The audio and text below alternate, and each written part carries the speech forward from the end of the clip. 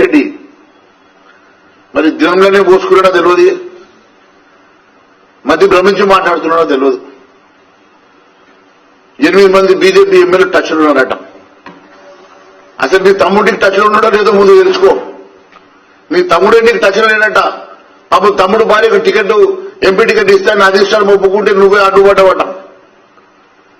నీ తమ్ముడికి నీకే లొల్లైతుంటే నీకు వేరే వాళ్ళు ఎందుకు టచ్లోకి వస్తారో అర్థమైతే లేదు. భారతీయ జనతా పార్టీ ఏ ఒక్క ఎమ్మెల్యే కూడా ఇప్పటి వరకు అటువంటి చరిత్ర ఎప్పుడూ లేదు.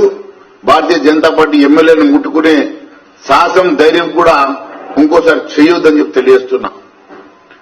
మా ఒక్క ఎమ్మెల్యేను ముట్టుకుంటే బిడ్డ 48 గంటల్లో నీ ప్రభుత్వం కూలిపోతుందని తెలియజేస్తున్నా. మేము హుందాగా ఉన్నాం. ప్రజలు ఇచ్చినటువంటి మ్యాండేట్ కి గౌరవిస్తున్నాం. కాబట్టి మేము గమ్ముగా కోమటి రెడ్డి మరి దినంలోనే పోసుకున్నాడో తెలియదు, మధ్య భ్రమించి మాట్లాడుతున్నాడో తెలియదు.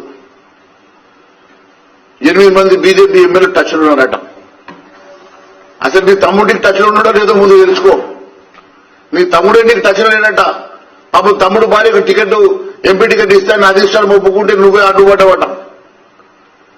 నీ తమ్ముడికి నీకే లొల్లైతుంటే నీకు వేరే వాళ్ళు ఎందుకు టచ్లోకి వస్తారో అర్థమైతే లేదు.